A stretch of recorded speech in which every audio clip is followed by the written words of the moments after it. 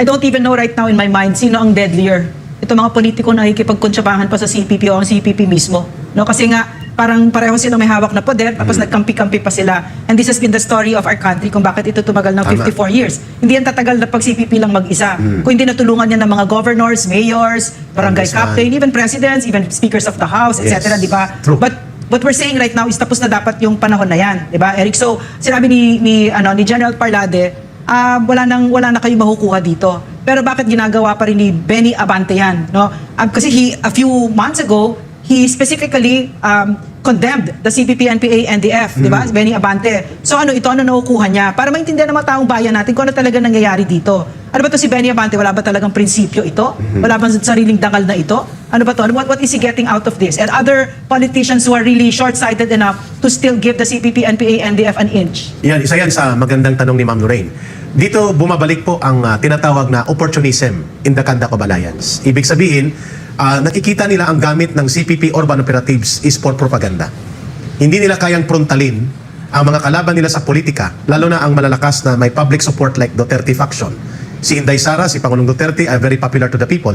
They are very influential among the ranks of the different sectors, lalo na sa masa, sa ordinaryong mamamayan. So, ang nakikitang gamit ng mga politiko na kalaban ngayon ng paksyon ng mga Duterte inside the Marcos government, led by Speaker Martin Romualdez, is to have a formidable propaganda machinery that will be a political operator that can go against and launch effective counter-propaganda and propaganda attack doon sa kalaban sa politika. And who among the allies ang may ganyong kategorya sa loob ng Kongreso? Yung party list ng Communist Party of the Philippines. Can I interrupt a little bit, Eric? No? So what you're saying is, when Speaker Martin Romualdez had to choose between his enemies, would it be the Vice President Inday or the CPP, he chose as his enemy Inday, a real public servant, an ally of the Marcos administration. He did not know how to choose who the real enemies are? Because the tactical advantage na nakikita niya far outweighs doon sa kanyang political battle with Sara Duterte.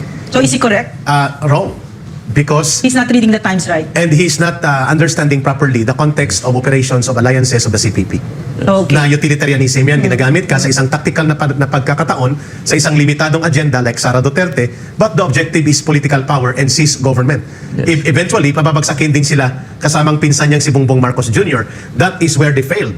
Kasi ang layunin ng CPP, kung si General Parlade pa, hindi naman nagbago yan strategically and tactically, nagbabago ang kanyang timpla, but the strategic objective is to seize political power, overthrow the government, and principally, by way of armed uprising on armed revolution and terrorism, but tactically, habang mahina ang armado niya, gagamit siya ng tactical political operations. Doon hindi nakikita Question. nila Martin Romualdez at nila Benny Abante na nagagamit sila sa ganitong pagkakataon. Akala nila nagagamit nila for propaganda attack and political operations. Yun pala, sila ang nagagamit sa isang tactical na pagkakataon sapagkat nagiging malakas ang recovery and platform for expansion. So Eric, posible ba na habang sinasaksak nila si Vice President, ay habang sinasaksak nito mga political opponents who imagine that it's the Vice President is their enemy, nakikipagbati sila dito, pero sinasaksak din sila ng CPP. So in other words, Exactly. maari ba na kunyari, for instance, sa social media, na biglang matunog kasi si Benny Abante, no?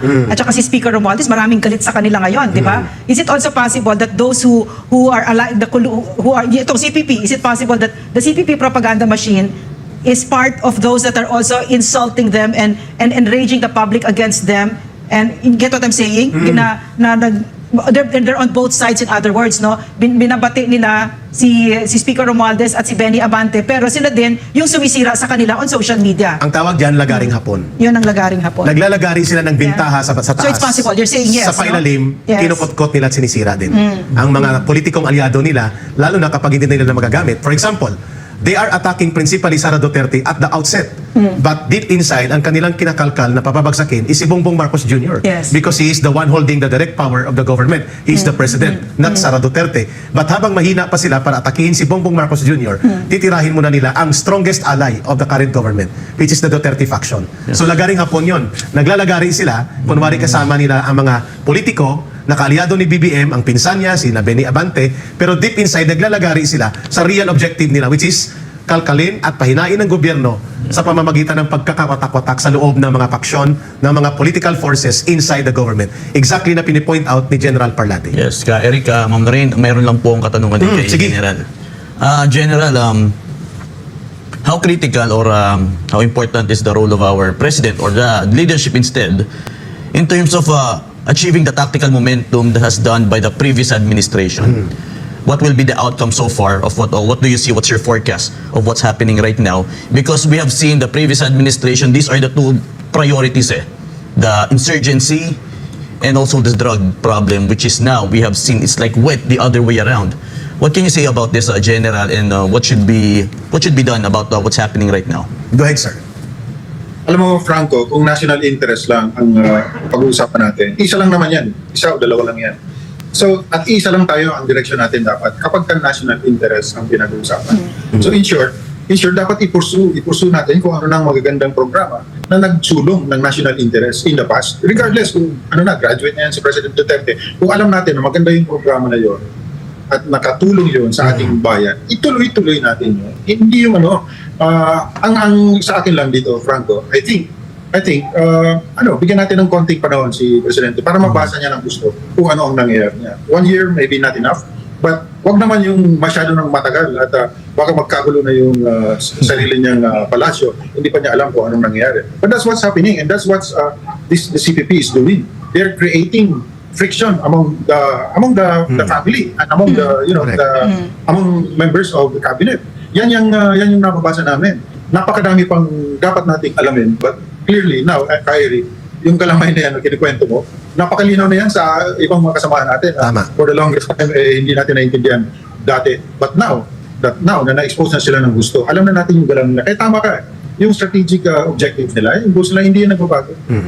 Aagawin pa rin nila ang poder Correct. kapag ka nagkataon. Right now, gagamitin ka nila as aliado, but ikaw ang unang ibabaw nila Correct. kapag sila ay nanalo. Exactly. Sir, kinakamusta po kayo? Pero Franco, follow up mo, ma'am, isingit ko lang Nangangamusta po sa programang ito at na-miss ka daw ng taong bayan. No less than the former National Security Advisor, former boss mo, Secretary John Esperon, nanonood daw.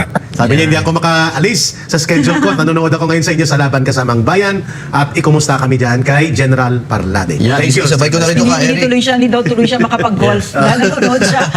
ito rin sa chatbox din natin, General. Ito si Maria Palma. I really admire retired General Parlade for his intelligent, for he is intelligent, humble, courageous, a man of principle to withstand against the wiles of enemies of state. I salute you, sir. Kudos to SMNI LCAP team. Very good. Ang galing. Can I second that? Ma'am. I will tell you, he's been my friend for the longest time and marami kaming arguments. As you can tell, we're both very highly opinionated and he is really singular. Wala ka na makikita sigurong ganyan sundalo na magsasalita. A lot of them will think of their careers, will think of whatever. Things that don't matter, but it's wonderful to really see a soldier who really and truly loves his country, and that's him from the get-go. Agree. No, up to now, wala na siya sa AFP officially, Yes. but still he loves his country and he's speaking out this way because this is very important. Correct. Very hard to find a soldier like that who'll speak like the way our friend here, General Parlade, is speaking. For that, we're very grateful. No? And he was among the officers of the armed forces who stood the ground for us. Former rebels to come out in the open. And Yeah. maliban kay Ma'am Lorraine, si General Parlade po nagdala sa akin na lumantad na. Dahil sa hindi sinasadyang pagkakataon nagkasama kami in a forum that resulted into a very historical Senate hearing. Dahil sa kanya po, napilitan kami, ako lalo na, lumantad at mag-stand by his side and Ma'am Lorraine's side so that NTF-LCAP will become the bastion of rallying point of all the people sa whole of nation and whole of government approach at ipakilala sa loob ng Senado na may mga matitino at matatapang na mga officers willing to confront itong urban components na sa matagal na panahon pinag-aalangan ng gobyerno sapagkat malakas ang loob nila dahil nagagamit nila mga batas natin at naiikutan ng mga institutions natin. But not na lumabas na ang mga kagaya nila General Parlade. Yan, can I ask a brief question? Si General Parlade, what is it about you that makes you stick out your neck against the CPP, NPA, NDF? What is it? Yes. But to this day, kasi you can be comfortably retired right now, no? And they really are samok talaga yan, mga salot at samok yung mga yan. They can really annoy you, etc. But why do you still, what is it? What have you seen? Why are you so passionate about this? Go ahead, Sir Parlade, sir. Yeah, I really don't think that the job is done. The NTF-LCAC has accomplished so much, maybe 95%, maybe even 98%. But remember, with the 2% remaining, if that's the most important thing, and you have not done that, you have not accomplished that, yun pala yung sinasabi, pag gising natin, one of these days, pag gising natin, nandiyan na naman sila, napakalaki na naman nila. So, that's what I'm saying. We have to finish this once and for all, kailangan matapos natin. And that 2% actually is part of that counter-propaganda. Kasi dun sila, kahit anong librong basahin mo, insurgencies are always 90% propaganda warfare. It's a political war. Kaya nga, ang palagi kong debate doon sa mga seniors natin, sir, we cannot be apolitical. No, we should be political. Let's forget about what Fort Leavenworth or Fort Benning taught us sa US, puro conventional thought. Puro conventional. Ang kalaban natin ay within our midst, amongst us, internal. Hindi tayo tulad ng US na prevented from attacking their own yung dahil sa POSEC Comitatus. Tama. In our case, pwede nating atakihin ang kasamahan natin sa gobyerno kung sila mismo ang problema.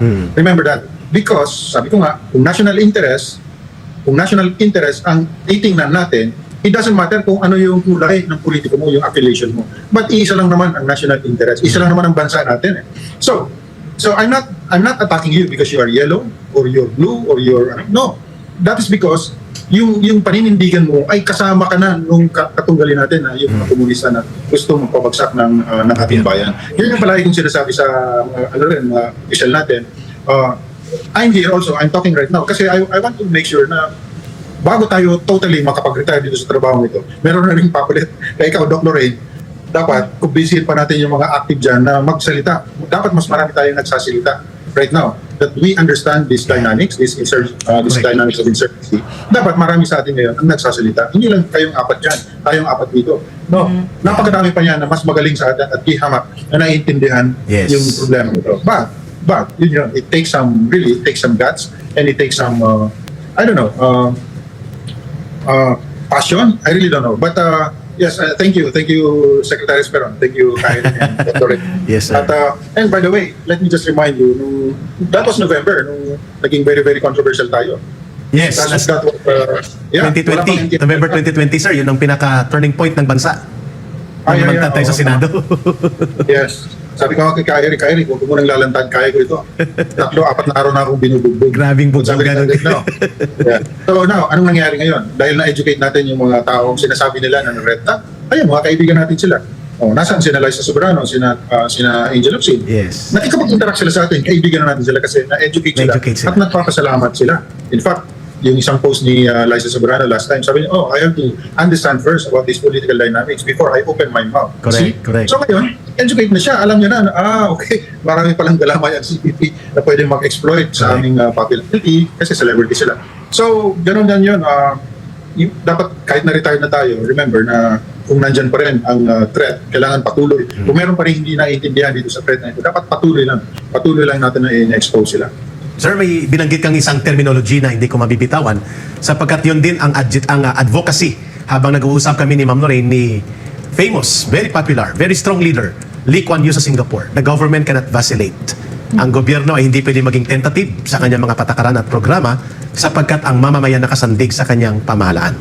What do you mean by that when it comes to complete victory over the communist terrorist insurgency problem that has pervaded our country for over 50 years at sa matagal na panahon ang vacillation o pag-aalangan at ang mga hindi pagtuloy-tuloy ng desididong programa ng pamahalaan naging daan, sabi nga ni Ma'am Lorraine, na sila'y makapag-ugat sa iba't ibang galamay ng institusyon ng gobyerno at lalim at lawak sa impluensya sa iba't ibang sektor ng lipunan na ngayon lang naharap ito at hindi natin kayang bumalik sa antas na nag-aalangan o vacillating ang pamahalaan. How important is that assertion of point in the complete victory towards conquering and paralyzing and completing the defeat of CPP, NPA, and May I make bakas to the tanong of Eric, no? We handed to the Marcos administration an NTF-ELCOC that was virtually on its deathbed. Diba? Like you said, 98% almost gone. Konting tulak na lang, wala na. But now we're seeing them na napatahimik na natin yung tatlong yan sa Kongreso. Now, nag-iingay sila. Ngayon, umaabot sa ICC. Yes. Of course, their CPP-infiltrated media is making it seem bigger than it really is. Diba? Yung trabaho nila. So, bakas dun sa tanong ni Eric, will the Filipino people forgive the Marcos administration if there is a resurgence? Yes. Go ahead, sir. Oh no. I'd like to be very, very clear with that. Sa nababasa ko sa mga reaksyon ng taong bayan, hindi mapapatawad ang Marcos government dyan. Remember, matagal na walang hiya yung mga Marcoses. Hindi naman lahat ng ginawa ng dating Pangulong Marcos ay masama. Napakadaming magagandang mga programa yun. But because of the propaganda, ang sama-sama ng tingin ng taong bayan sa pangalan ng Marcos. Pero na-overcome natin yan because of truth sharing, because of information sharing. Na-expose natin yung agenda ng kaliwa at yung kanilang alyansa doon sa mga dilawan. Na-expose na natin ang na-expose yan. At ngayon, naintindihan ng taong bayan, kami pa rin mga biktima rin. Napakadami sa atin, mga biktima ng propaganda na yan. Ng alyansa, ng kaliwa, at ng Liberal Party. But tapos na tayo doon. Nakaupo na ngayon si President Marcos. Papayag ba ang taong bayan na bumalik tayo doon sa sitwasyon na yun? Palagay ko hindi. Palagay ko Eric hindi. Kahit na magpustahan tayo ngayon, mag-survey tayo ngayon, hindi mapapagpag ang bayan. True. No, I'm telling you that. True. I'm telling you that. Agree. Because marami dito, alam mo, diehard na purista. Madami sa ating mga kampi natin, kakampi ng administration ngayon. Mga diehard na mga purista, mga diehard na liberal. True. Pero nasaan sila ngayon? Kakampi ng gobyernong ito. Why? Ito. Kasi finally, na-educate sila. Tsang ina, sa tagal-tagal ng panahon, ito yung paniwala ko. Yun pala, ito pala yung mga totoo mga nangyari. Why? Kasi, si SMNI lang nagkukwento tungkol dito sa mga bagay na ito. Nasaan yung ibang platform ng media? Bakit hindi nila sinishare yung mga pinag-uusapan natin ngayon? Bakit si Inquirer, for instance, sinusuportahan pa yung statement ni Fry? At sinasabi niya na mas madami daw ang nasaktan ng NTF-ELCA kaysa doon sa mga na-accomplish niya? Inquirer? Nakakahiya. Nakakahiya yun. Walang kahihiyan Nakakahiya itong ka, Inquirer na ito. Oo. Yeah. Tama. Maalala mo, Doc Lorraine, pumunta tayo dun sa Inquirer, kaya pinost ko yan eh. Pinuntahan namin yung Inquirer, in-engage natin with our situational awareness. Tama, nalala kayo, sir. Yeah. Grabe yung mga mukha ng mga young Nagulat writers. sila lahat sa presentation na yun. I don't doubt. Yeah, I don't doubt na magagaling sila. Especially, ayan, I don't know kung saan produkto siya dyan sa Diliman pa o kung saan. But I am very sure na magagaling yung mga tao. Pero kita niyo yung mukha nila habang nagbe-briefing kami. Kung pwede lang talaga pag-sipahin kami. Anong ginagawa niyo dito sa Inquirer? Grabe. Meron kami dito, freedom of the press. So, anong pakialam ko dyan sa freedom of the press? In fact, we are supporting that, but we just want the I truth. recall that. Truth. Maging balance lang yung reporting nyo. Hindi yung masyado pa yung bias.